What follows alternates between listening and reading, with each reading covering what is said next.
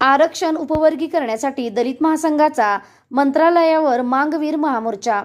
अनुसूचित जाती प्रवर्गामध्ये आरक्षण उपवर्गीकरण करण्यात यावे आणि सुप्रीम कोर्टाने दिलेल्या निर्णयाची अंमलबजावणी करावी या प्रमुख मागणीसाठी दलित महासंघाच्या वतीने अर्थसंकल्पीय अधिवेशनाच्या पार्श्वभूमीवर मुंबई येथील आझाद मैदानावर मागवीर महामोर्चा आयोजित करण्याचा निर्णय घेण्यात आला।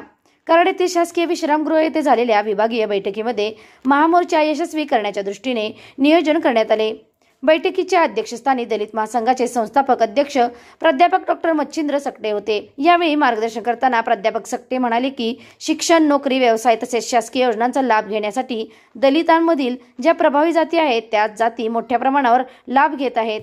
उलट या प्रवर्गातील मातंग समाजासह ज्या दुर्बल आणि दुर्लक्षित जाती आहेत त्यांना त्यांचा न्याय वाटा मिळत नाही।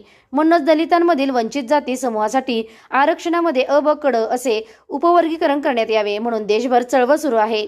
1 ऑगस्ट 2024 रोजी सुप्रीम कोर्टाच्या 7च्या बेंच असलेल्या न्यायाधीशांनी आरक्षण उपवर्गीकरण धोरणाला आवश्यक आणि योग्य असल्याचे म्हटले असून याबाबतचा निर्णय प्रत्येक राज्याने घ्यावा असेही मत मांडले आहे। सुप्रीम कोर्टाच्या या निर्णयानंतर देशातील हरियाणा, कर्नाटक, आंध्र प्रदेश, तेलंगणा या राज्यांनी आरक्षण उपवर्गीकरणाची अंमलबजावणी केल्याचे जाहीर केले आहे। महाराष्ट्र सरकारने देखील सुप्रीम कोर्टाच्या निर्णयाची अंमलबजावणी करावी आणि अनुसूचित जातीमध्ये अ, ब, क, ड असे उपवर्गीकरण करावे या प्रमुख मागणीसाठी बुधवारी दिनांक 5 मार्च 2025 रोजी मुंबई येथील आझाद मैदान येथे मागवीर महामोर्चा आयोजित करण्यात आला आहे। सदर मोर्चामध्ये हजारोंच्या संख्येने सहभागी व्हावे असे आवाहन प्राध्यापक डॉ. मच्छिंद्र सकटे यांनी केले। सदर बैठकीमध्ये सुरुवातीला दलित महासंघाचे सातारा जिल्हाध्यक्ष उमेश खंडेजोडे यांनी सर्वांचे स्वागत केले।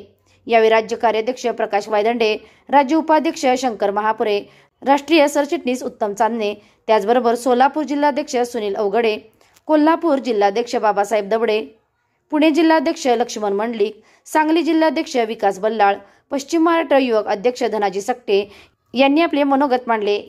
या बैठकीसाठी दलित महासंघाचे सांगली, सातारा, कोल्हापूर, सोलापूर आणि पुणे जिल्ह्यातून प्रमुख पदाधिकारी उपस्थित होते।